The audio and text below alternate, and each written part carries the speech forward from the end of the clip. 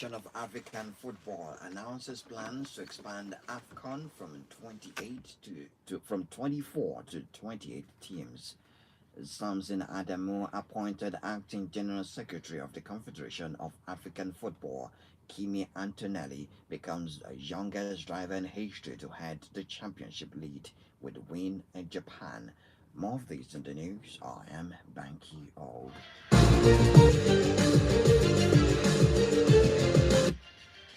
Urban Sport is proudly sponsored by Bet Niger.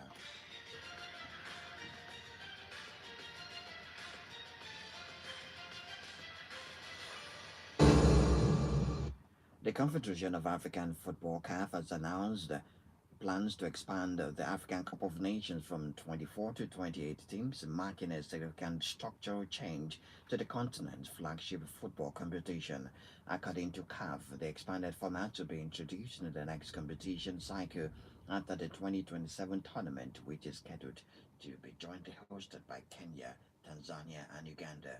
Under the proposed format, the tournament will feature 7 groups of 4 teams each, increasing the number of participating nations and broadening access to Africa's premier football stage. CAF President Patrice Motsepe also confirmed that AFCON will be transitioned from its current biennial schedule to a 4-year cycle beginning in 2028. The adjustment is intended to align the competition more closely with global football calendars.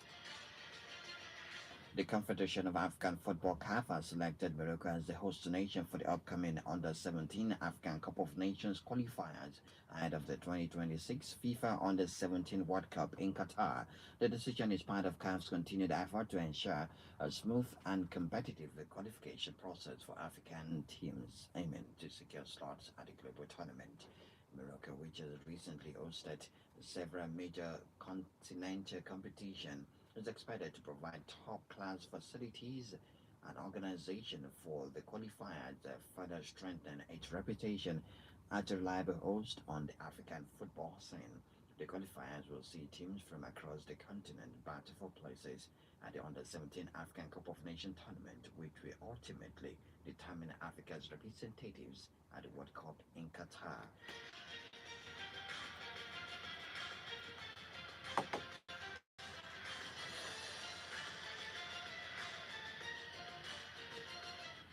France is facing potential legal and disciplinary consequences following the decision to allow Senegal to parade the disputed 2025 African Cup of Nations trophy at the Stade de France as tension between Morocco and Senegal continue to intensify.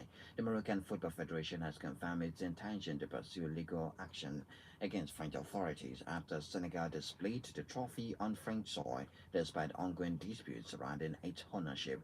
Morocco argues that the parade contravenes existing ruling and undermines due process. Under French civil organizers of the event at the Stade de France could face a lawsuit including allegations related to title theft and claims for damages. There is also the possibility that a French court could order the confiscation of the trophy pending the resolution of the dispute. Beyond domestic legal implications, the issue could trigger sanctions at the international level. FIFA may impose fines or disciplinary measures on the Senegalese Football Federation for failing to comply with the established decisions, particularly under provisions of its disciplinary code. Morocco has already escalated the matter by strengthening its complaint to FIFA's Ethics Committee, while the Court of Arbitration for Sport CAS is expected to deliver the final ruling on the ownership of the contested title.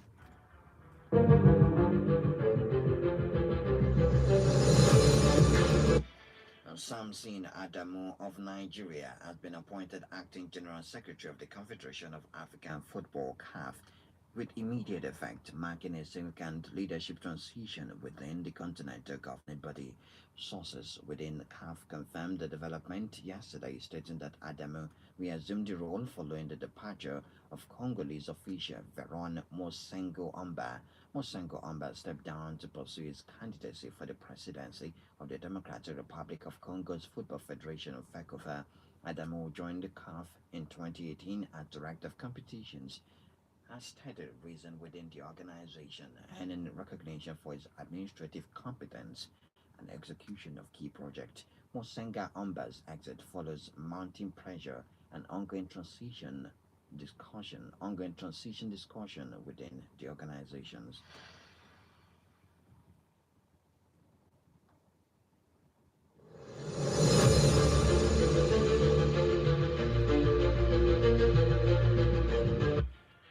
In the Nigerian Premier Football League, a match day 32 fixture, Rivers United produced a dominant attacking display to defeat Kun Khalifa at 4 goals to 2 in a thrilling encounter to return to the summit of the NPFL. Goals from Ania Keme Okan in the 16th minute, a year winner Douglas in the 40th and 82nd minute, and Ansem Surveyor in the 45th minute ensured maximum points despite strikes from Abdurafi Omalabi in the 24th minute and Sunday Adeyi in the 30th minute for the visitors.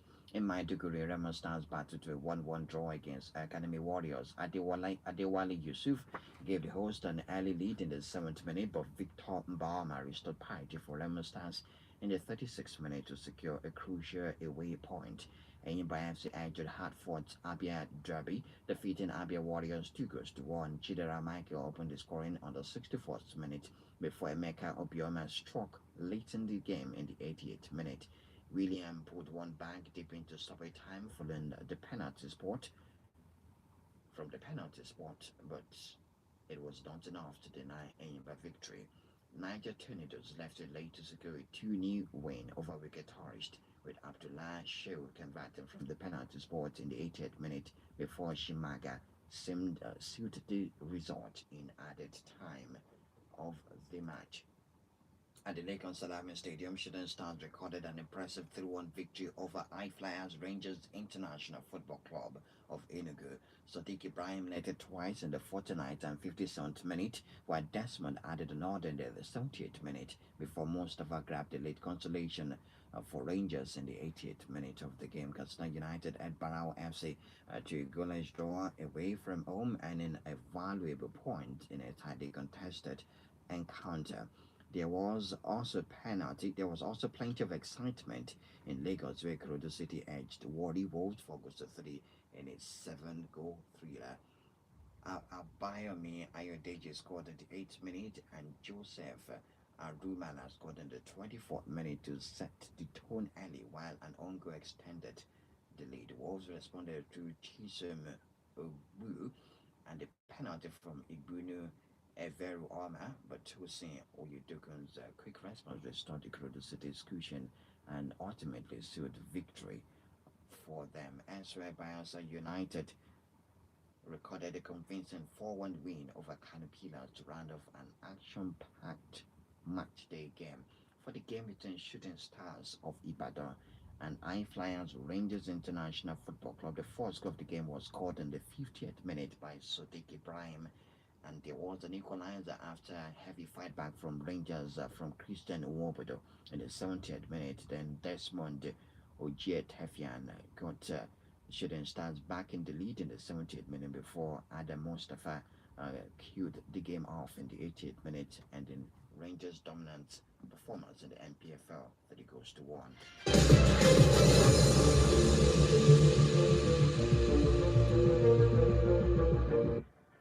In England, Igor Tudor has left his role as Tottenham Hotspur head coach after 7 matches in charge, with Chief Executive Vinay Venkatesham and Sporting Director Juan Lang tasked with appointing his replacement. Spurs made a surprise decision to turn to Tudor just 44 days ago after dismissing Thomas Frank. The Croatian had never managed in the Premier League but had experience of sparking an upturn in form after mid-season arrivals at other clubs, and yet lost his first 4 matches at the Hem in North London. Tomislav Rogic and Ricardo Rakanasi have also left their respective roles of goalkeeping coach and physician and physical coach. Tottenham Hotspur want to convince Roberto De Zerbi to become their new permanent head coach.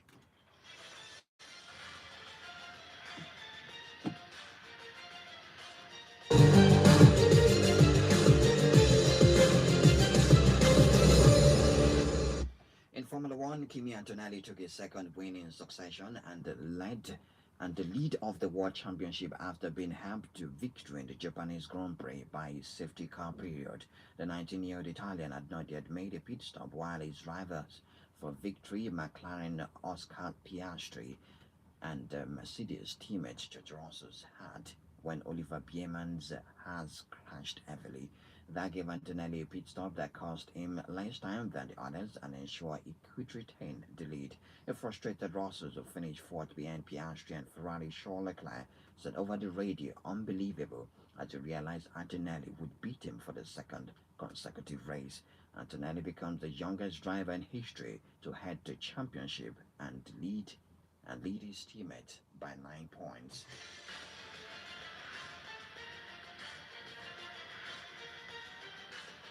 In tennis, world number one Anna Sabalenka beat Coco Gauff 6-2, 4-6, 6-3 to retain a Miami Open title and extend an exceptional start to 2026. Belarusian Sabalenka is 27, is the fifth female player and the first since Igor Swiatek in 2022 to complete the Sunshine Double by winning titles at Indian Wells and Miami in the same season. Victoria Azarenka, Kim Clijsters, and Steffi Graf are the other three women to have previously achieved that feat. Sabalenka has won 30 WTA Tour titles and 23 over 24 matches during this calendar year.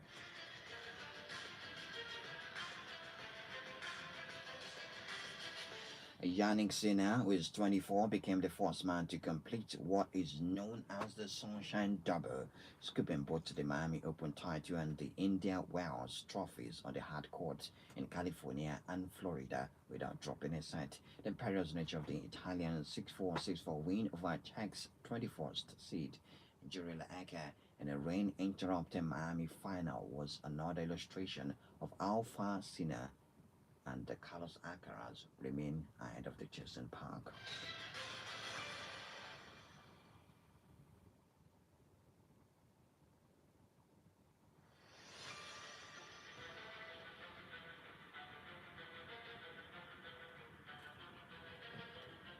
And finally, this morning, Team Enugu has begun this year's edition of the National Power Games Festival, ongoing at the MK Abiola Stadium in Abuja. On an impressive note, recorded 4 gold, 4 silver, and 2 bronze medals in day one of the hostilities at the competition.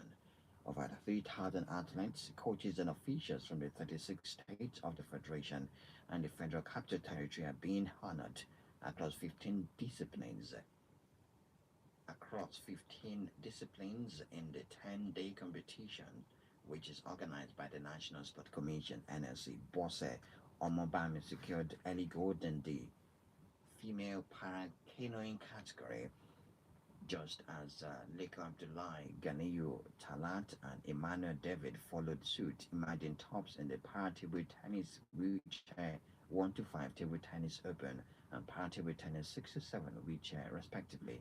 Also, Candy Lawal got silver, lost narrowly to her opponents in a keenly contested final of the para tennis open class female, as well as Salako Kendi and Oan Augustina para shooting rifle and doubles. Marianne Pukwala para table tennis 8 standing class and Kendi Lawal 67 class wheelchair table tennis. 2 additional bronze medals were also registered on the medal standing later in the day in parachuting rifle 1 single and 6 to 7 wheel table tennis by Faid Abayomi. Reacting to the contingent's performance, the Commissioner for Youth and Sport Development, Lloyd Ekwedamadu, who was full of commendation for the present administration, acknowledged that the results and performance is a true testament of objectivity and focus. The Commissioner further hinted that for the first time after so many years, they are getting it right, by reiterating that athlete welfare and well-being remain the ministry's priorities. Meanwhile, the camp of Team Enugu is bubbling with high spirit and vigor as the athletes and coaches are determined to bring home more medals. That's all we have in the news. Talking point next.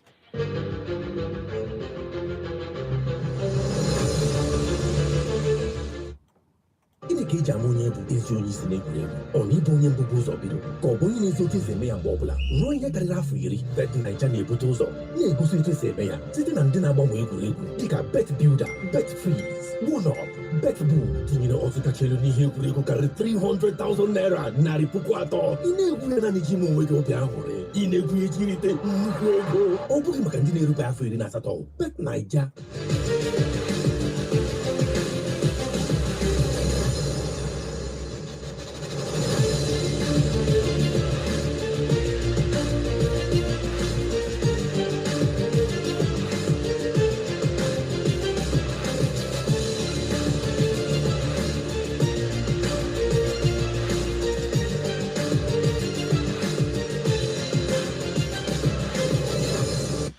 Welcome back to Urban Sport on 94.5 Urban Radio, proudly sponsored by Bet Niger. Yes, a lot of decisions, conclusions, and introduction of new things at the end of affair.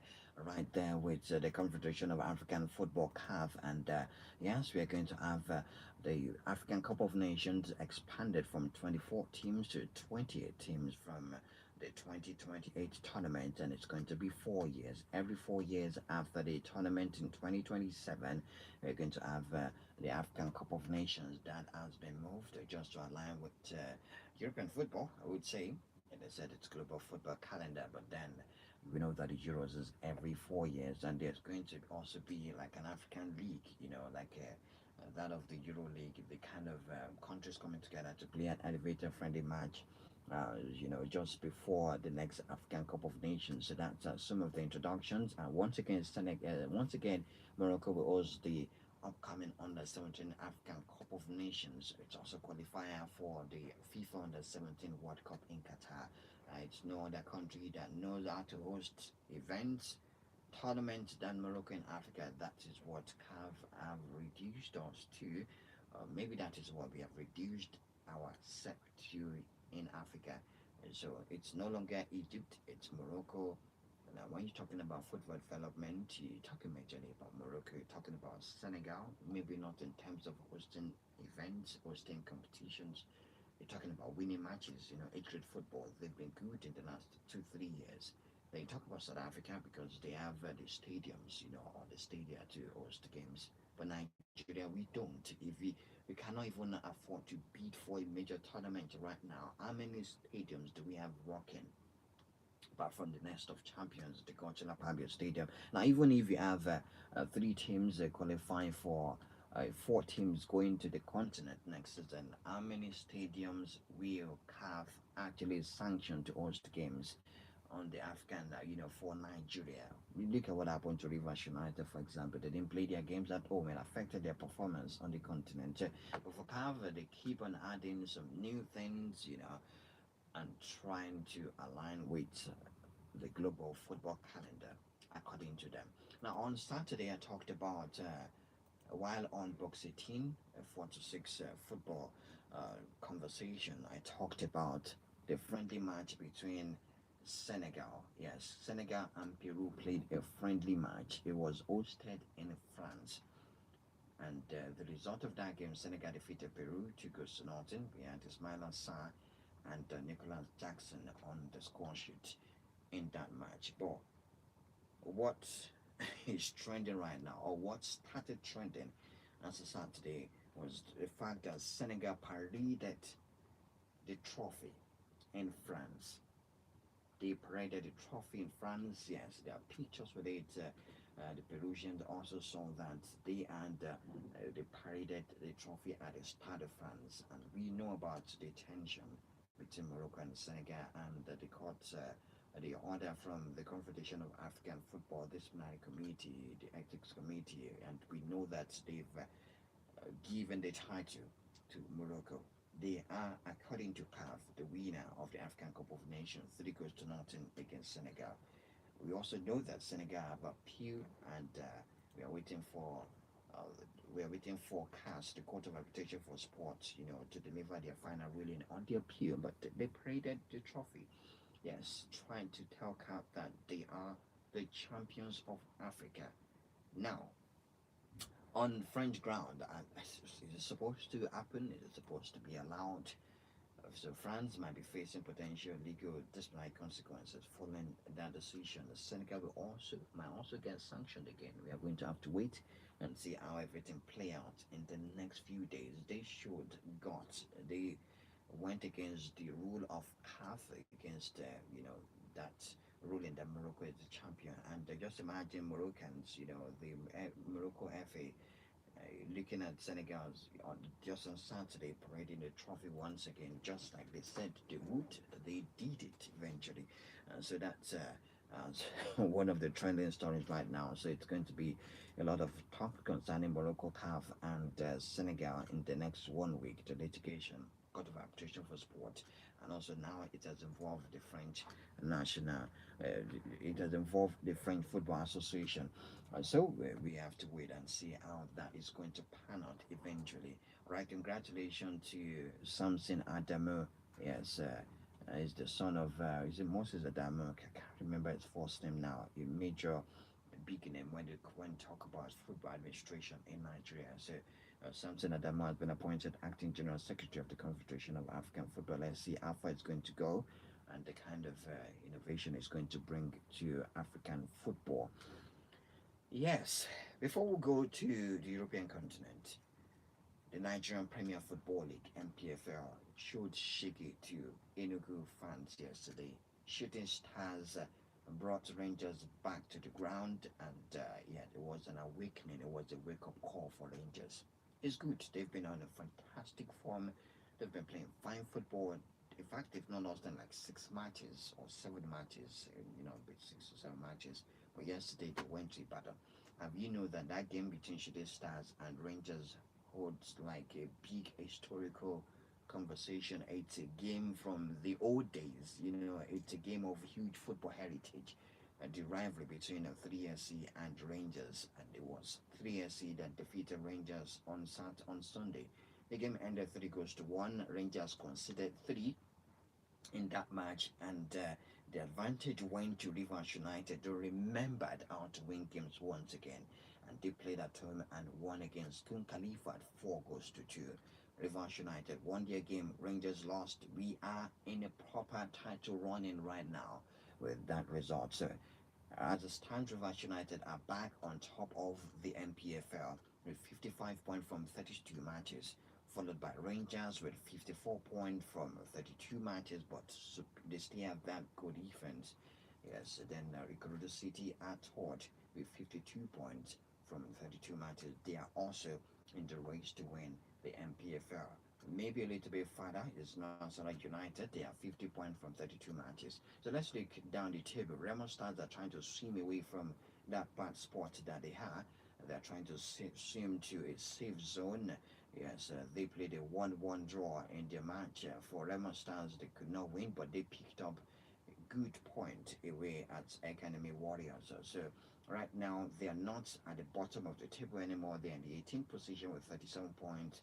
Maybe next 3 wins or 2 wins and 1 draw, they will get into a bit of a comfortable space. Well, Caterpillars, they are on top of Lemon Stars with 39 points from 32 matches. Aimba, after their victory and the Abia Derby, they won against Abia Warriors. And that match, 2 goals to 1 against Abia Warriors. They are also swimming to a bit of a comfortable position because it will be an eyesore, it will be an embarrassment to Nigerian football, African football, if anything happens to Aimba and they drop to the NNL. It's not a song that we want to sing. So that's a bit of what happened at the weekend concerning African football. A lot of friendly matches from Saturday to Sunday, and we are still going to have more today. 09162005945. It's time to talk. Let's have it. 09162004945. For Arsenal, 10 of their players return to camp with injuries. 10 of their players have been called back to camp with injury. Return to the Arsenal base in Corney with injury. 10. Iberici Eze, Declan Rice. When did Declan Rice get injured? Is in training. We have Noni Madueke. Yes, we saw him. He got injured in the game against Hungary. We saw him limping off the game. When did Bukayo Saka? When did he get injured? Bukayo Saka is also there. Yudin Timber, we know that it's already recovered, but he's also didn't join the Netherlands national team. When did Zubimendi get injured? Zubimendi is also back. We have Leandro Trossard, who we know is fit again, played in the game against Manchester City. Then William Saliba, Magales. When did Nkapie? When? When did he get injured? And then Martin Odegaard. So 10 Arsenal players are in camp. Teta called them back. You guys have a title. We have championship to win. We have two cup competitions that you're chasing. You can't be playing stupid and nonsense friendly matches. Maybe. Good morning to you. Yes, your name and location. All right, go ahead, my friend. Oh, okay, my friend. How are you? Mm.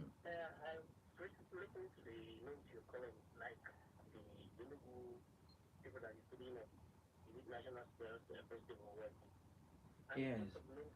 Yoruba names, Abi. Yeah.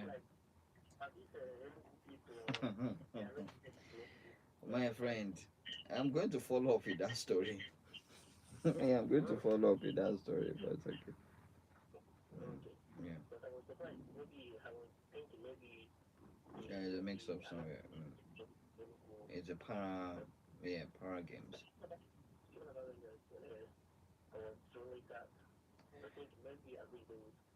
Get a draw. Uh,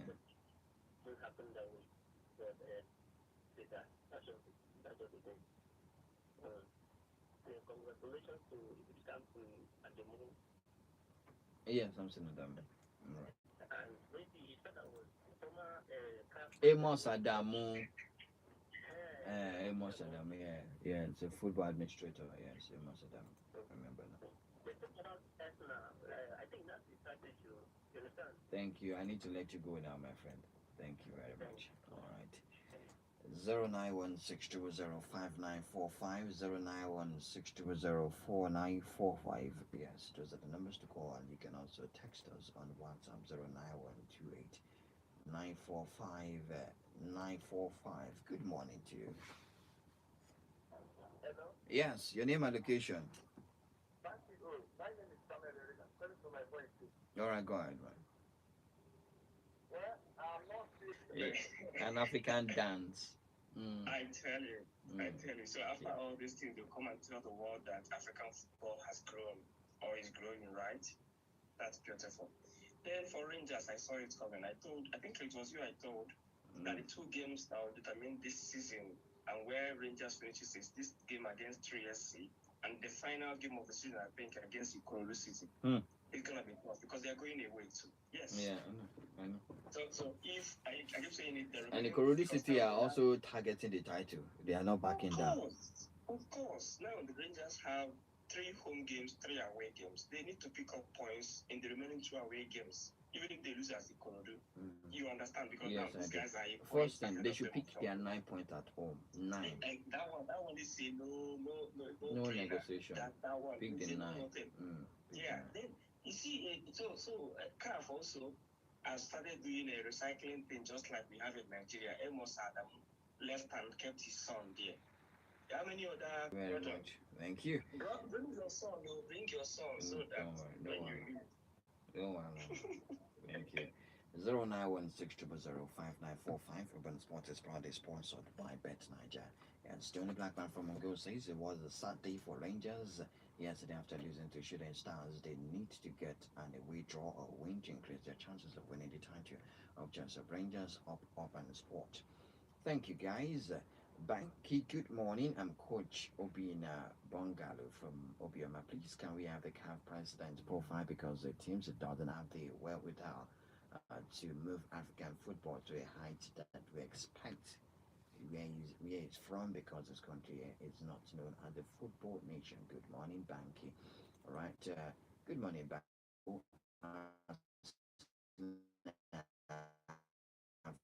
Windy, lasting. They started with corner kicks and set pities as the only means of scoring. Now it's recurring players in the name of injury. This is just we know. If not, the banter will be long. Thank you. Good morning to you. Thank you very much. All right. Thank you very much. All right. 0916205945 0916204945. Those are the numbers to call to be part of the conversation. And on Saturday, our Nigerian guy, Nigerian New Zealand UFC fighter, that's Israel Adesanya, was well beaten by Joe Pyfer. Joe Pyfer sent him to the drawing board on Saturday night in Seattle, stopping Adesanya at 4 minutes 18 seconds of the second round to cap the night here. Before the technical knockout finish, both fighters exchanged their best punches in a standard battle until Pyfer, who had won 16 bouts and lost 3 in the MMA, took down, took down Adesanya almost the blood. If you check the videos on social media, Adesanya bled a lot in that game and he has insisted he will not back down. He has lost 6 fights in 24 bouts. That's Eastern Adesanya. And he has not won a bout since regaining middleweight gold in April 2023 at UFC 283 and confirmed he has no plans to retire. Has not won since 2023. How does he feel about that? It was a bloody fight. Mixed martial arts is not for the faint-hearted. UFC, it's not easy to watch. It was a bloody fight, but he won. He lost anyways, but he said he's going to continue fighting and find a way to get back to the top. Let's get it from Israel Adesanya after that defeat to Joe Pyfer. I knew this was his biggest fight ever, so he's going to bring his best.